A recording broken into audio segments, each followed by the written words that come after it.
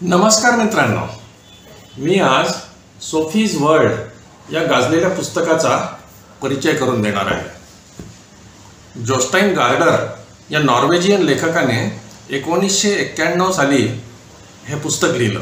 त्याची 60 भाषांमध्ये भाषांतर झालेली आहेत आणि जगभरात 4 कोटी प्रती खपल्या आहेत। या पुस्तकाचा स्मिता लिमये यांनी केलेला मराठी अनुवाद मधुश्री पब्लिकेशन आपल्या भेटीला घेऊन आलं आहे। या पुस्तकात पाश्चात्य तत्वज्ञान कसं कसं घडत गेलं याचा इतिहास विशद करून सांगितलेला आहे। आज जागतिकीकरणामुळे सगळं जग जवळ आलेलं आहे, त्यामुळे कुठल्याही बहुश्रुत आणि सुज्ञ माणसाला ज्यावर पाश्चात्य मानसिकता अवलंबून आहे अशा पाश्चात्य तत्वज्ञानाची तोंड ओळख असणं फार जरुरी आहे। आता तत्वज्ञान म्हटलं म्हणजे एक वृक्ष आणि गंभीर विषय आहे, नाही का? पण अशा या वृक्ष आणि गंभीर विषयाला एका शाळकरी मुलीला समजेल अशा भाषेमध्ये मांडण्यात आलेलं आहे। आणि त्याहूनही जास्त म्हणजे अधिक मनोरंजक बनवण्यासाठी या तत्वज्ञानाला एका अत्यंत थरारक आणि रहस्यमय कथानकामध्ये गुंफण्यात आलेलं आहे। त्यामुळे तत्वज्ञान थोडंसं कंटाळवाणं वाटू लागलं असं वाटलं की तेवढ्यात ही रहस्य कथा एकदमच एक नाट्यमय वळण घेते आणि वाचकाला घट्ट पकडून ठेवते। मूलतः हे पुस्तक जरी किशोरवयीन वाचकांसाठी लिहिलं असलं तरी ते सर्व वयाच्या वाचकांना तेवढंच वाचनीय आहे। पौगंडावस्थेच्या उंबरठ्यावर असलेल्या सोफी अमेंडसन नावाच्या नॉर्वेजियन तरुणीच्या नजरेतून वाचकांना पाश्चात्य तत्वज्ञानाच्या विलक्षण प्रवासात नेलं जातं। कथेचा पहिला प्रसंग म्हणजे सोफी तिच्या जोआना नावाच्या मैत्रिणीबरोबर शाळेतून घरी परतत होती। तिच्या आईला ऑफिसमधून परतायला वेळ होता आणि तिचे वडील जहाजावर कप्तान असल्यामुळे सफरीवरती होते। ती बागेचं फाटक उघडून आत शिरली आणि पत्रपेटीत डोकावून पाहिलं तेव्हा तिला एक पांढरा लिफाफा तिथे आढळून आला। त्यामध्ये एक पांढरा कागद होता आणि त्यावर एकच वाक्य लिहिलं होतं, तू कोण आहेस? आता हा काय प्रश्न झाला? ती अर्थातच सोफी अमेंडसन होती, पण तिने असा कधी विचार केला नव्हता।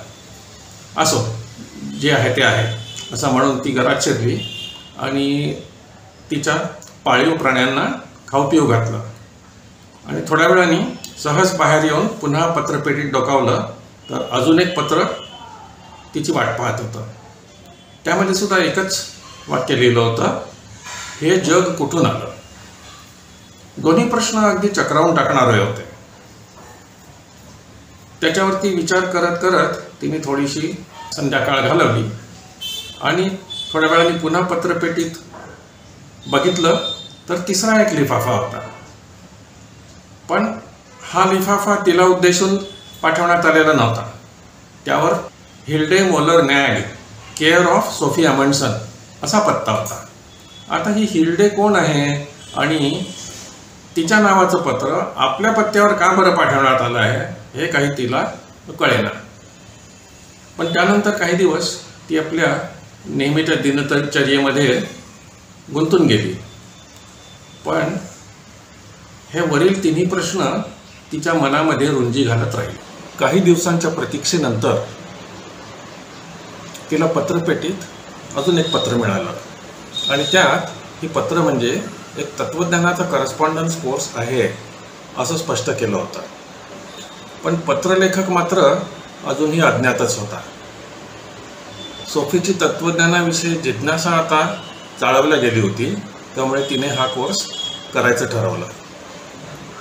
संध्याकाळी तिने त्याबद्दल आईशी थोडीशी चर्चा केली, पण तिचे ते तत्वज्ञानाविषयीचे जड जंबाल शब्द आईच्या डोक्यावरून गेले आणि तिला मात्र सोफी एखाद्या ड्रग्सच्या विळख्यात तर सापडली नाही ना अशी शंका आली। त्यानंतर तिचा पत्रव्यवहार नियमित सुरू झाला। प्रत्येक धड्यामध्ये एकेका तत्वज्ञाविषयी चर्चा केलेली असायची। सुरुवात प्राचीन काळातल्या मिथक कथांपासून झाली.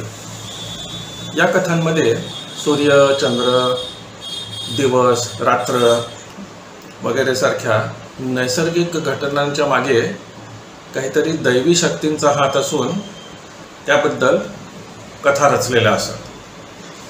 इसवी सन पूर्व 500 वर्ष या काळामध्ये सॉक्रेटिस, त्याचा शिष्य प्लेटो आणि त्याचा शिष्य अरिस्टॉटल यांनी या नैसर्गिक प्रक्रियांचं दैवी स्पष्टीकरण देण्याऐवजी नैसर्गिक स्पष्टीकरण देण्याचा प्रयत्न केला आणि इथूनच पाश्चात्य तत्त्वज्ञानाचा पाया घातला गेला. जसजसा अभ्यासक्रम पुढे सरकत गेला तसतसं त्या तत्त्वज्ञान शिक्षकाचं गूढ हळूहळू उलगडत गेलं. त्याचं नाव कळलं. पत्र आणून देणारा त्याच्या पाळीव कुत्र्याचीही भेट झाली. एका व्हिडिओ कॅसेटमध्ये त्याचं दर्शन झालं आणि जंगलात तळ्याकाठी असलेलं त्याचं निवासस्थानही सापडलं. पण हे सगळं सुरू असताना त्यांना हिल्डे आणि तिचे वडील यांच्या संबंधी काहीतरी चमत्कारिक अतिंद्रिय अनुभव येत गेले.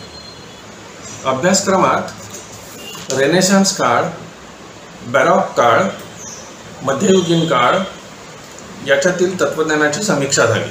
देकार्त, स्पिनोझा, लॉक, ह्यूम आणि बर्कली यांच्या तत्त्वज्ञानांची चर्चा झाली.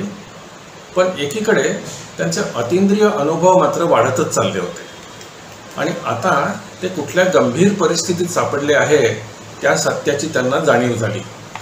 आणि हे सत्य अगदी कल्पनेच्याही पलीकडलं होतं. पण त्यांच्या हेही लक्षात आलं होतं की हा तत्त्वज्ञानाचा अभ्यासक्रम पूर्ण केल्याशिवाय त्यांना यातून सुटका नव्हती. त्यामुळे शिक्षकांनी अभ्यासक्रम सुरूच ठेवला आणि त्याबरोबरच काहीतरी सुटकेचा मार्ग शोधायला सुरुवात केली. या काळात त्याने Kant, Hegel, romanticism, Kierkegaard, Marx, Darwin आणि फ्रॉइड यांच्या विचारांचा आढावा घेतला आणि अभ्यासक्रम पूर्ण केला. आता योग्य वेळ आली होती. सोफी आणि तिच्या शिक्षकांनी झेप घेतली आणि त्यानंतर काय काय चमत्कारिक आणि थरारक घटना घडल्या ते समजायला हे पुस्तकच वाचायला हवं.